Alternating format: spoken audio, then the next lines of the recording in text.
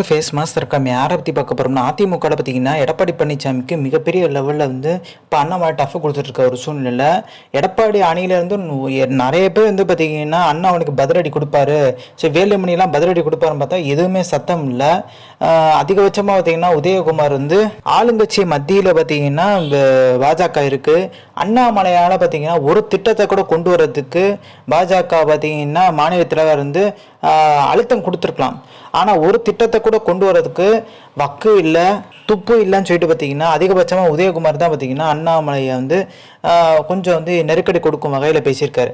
ஆனால் அண்ணாமலை பார்த்தீங்கன்னா மாநில தலைவர் ஆர்பி உதயகுமார் தான் எதிர்கட்சி துணைத் தலைவர்னு சொல்லிட்டு இருக்காரு. அப்போ எதிர்கட்சி துணைத் தலைவர்ல ஆளுங்கட்சிக்கு நெருக்கடி கொடுக்கணும், அண்ணாமலை மத்தியில் அவங்க தான் ஆட்சியில் இருக்காங்க, அவங்க எதுக்கு நெருக்கடி கொடுக்குன்னு தெரியல உதயகுமார் பேசியிருக்காரு. அது என்ன அர்த்தத்தில் பேசினான்னு தெரியல.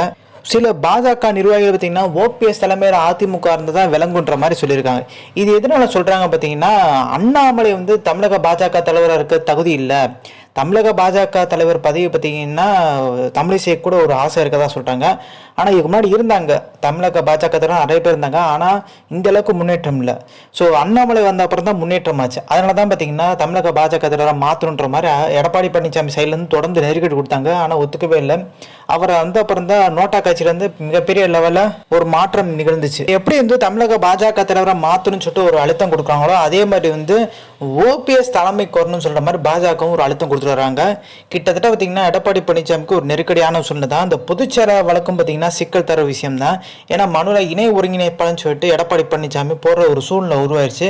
அதை புகழ்ந்து வேற போய் பார்த்தீங்கன்னா எலெக்ஷன் கமிஷனில் புகார் கொடுத்துருக்காரு. டெல்லி நினச்சா எடப்பாடி பழனிசாமியை ஒரு செகண்டை பார்த்தீங்கன்னா செக் வைக்கலான்றாங்க. அதுவும் பார்த்தீங்கன்னா அந்த 2014 முன்னாடி பார்த்தீங்கன்னா 55 லட்சம் கோடி தான் கடன் இருந்துச்சு, இப்போ 163 லட்சம் கோடி ஆயிருக்கு, ஒரு திட்டத்தையும் கொண்டு வரல அப்படின்ற மாதிரி சொல்லியிருக்காங்க. ஆனால் இது பார்த்தீங்கன்னா பாஜக சேர்ந்த நாராயண திருப்பதி என்ன சொல்லியிருக்காருன்னா, நாங்கள் போட்டிருக்க முதலீடு எல்லாம் பார்த்தீங்கன்னா பிற்காலத்தில் வருவாய் தர முதலீடுன்றாரு. அது படிப்படியாக தான் வரும், உடனே பார்த்தீங்கன்னா வராதுன்ற மாதிரி பதிலடி கொடுத்துருக்காரு. ஸோ எடப்பாடி பழனிசாமி மூத்த அரசியல்வாதி வாய்க்கொழுப்பு அதிகமாக இருக்கு. மூத்த அரசியல்வாதி இந்த வாய்க்கொழுப்பு இருக்கும்போது அண்ணாமலை பார்த்தீங்கன்னா சின்ன வயசுல அரசியலுக்கு வந்தவர், அவருக்கு பார்த்தீங்கன்னா தற்கூரின்னு சொல்றதுல தப்பே கிடையாது.